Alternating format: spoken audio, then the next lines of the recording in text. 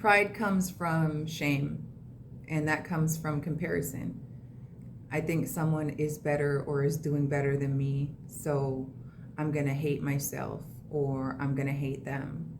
And it's all a lie. This is all comes from pride is a big gaping hole that the Lord wants to fill. But if you don't let the Lord fill that hole, if you don't let him deal with the issues that have instilled pride within your heart, then you are going to treat people in a certain type of way because you treat yourself a certain type of way. And people that are prideful, they don't always look like it. I mean, these people, um, a lot of them, remember there's two ends of pride. There's shame and there's vanity. So those, we're talking about the more vain end.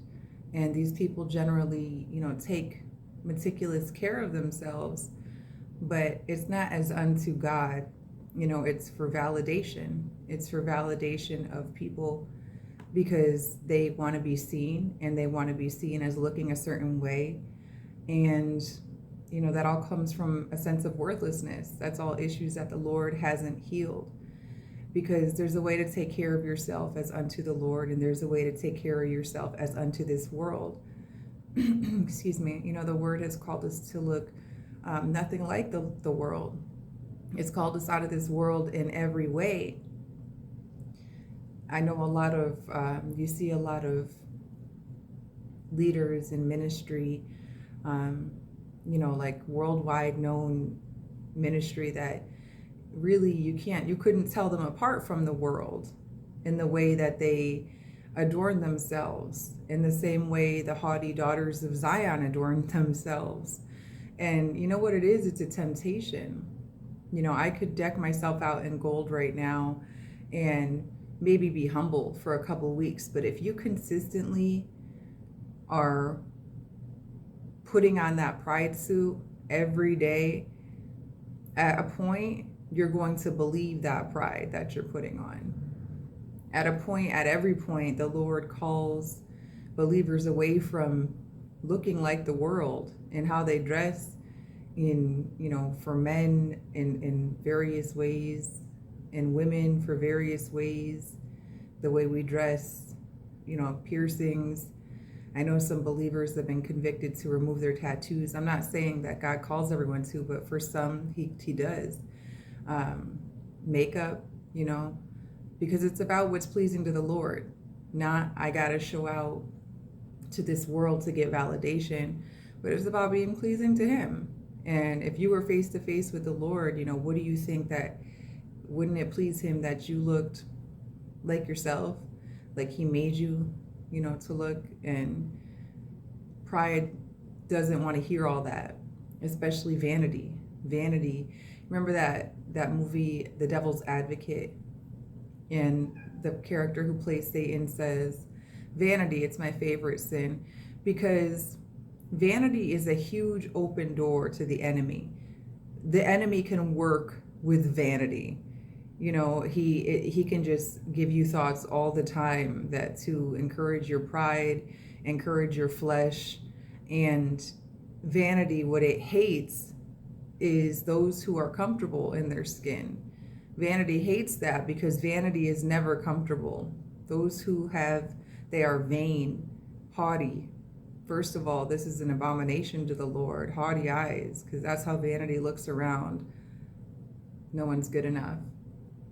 And everything's a threat because vanity doesn't know itself in the Lord. Vanity tries to measure up to the standards of the world, not to the standards of God. Vanity needs to exalt itself. There is no humility in vanity. And because it exalts itself, it's always coming before a fall. Galatians 6:4 says, each one should test their own actions. Then they can take pride in themselves alone without comparing themselves to someone else. The Bible calls it this, and this type of pride that it's talking about is not like, it's a godly pride. Is being able to, if you're just concerned with yourself, you're not measuring yourself against others, and you can say, you know what, I did a good job. You know what, I'm beautiful without all that. You know what, I'm a good looking guy and I don't need to measure up to the standards of anybody in this world. And that is the truth. There's actual freedom there. There's actual freedom there. In Isaiah 2:12, the Lord Almighty has a day in store for all the proud and lofty, for all that is exalted, and they will be humbled.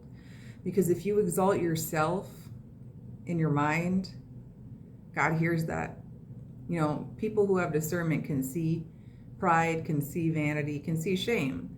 You know, it's, you test the spirit, it's loud. But God himself, he tests the hearts and the minds. And if we're really honest with ourselves, then we can realize that maybe the Lord doesn't want me acting like this or looking like this or talking like this. If we're really honest with ourselves.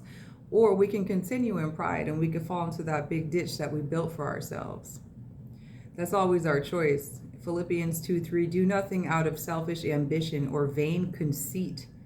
Do nothing out of selfish ambition or vain conceit. Rather, in humility, value others above yourself.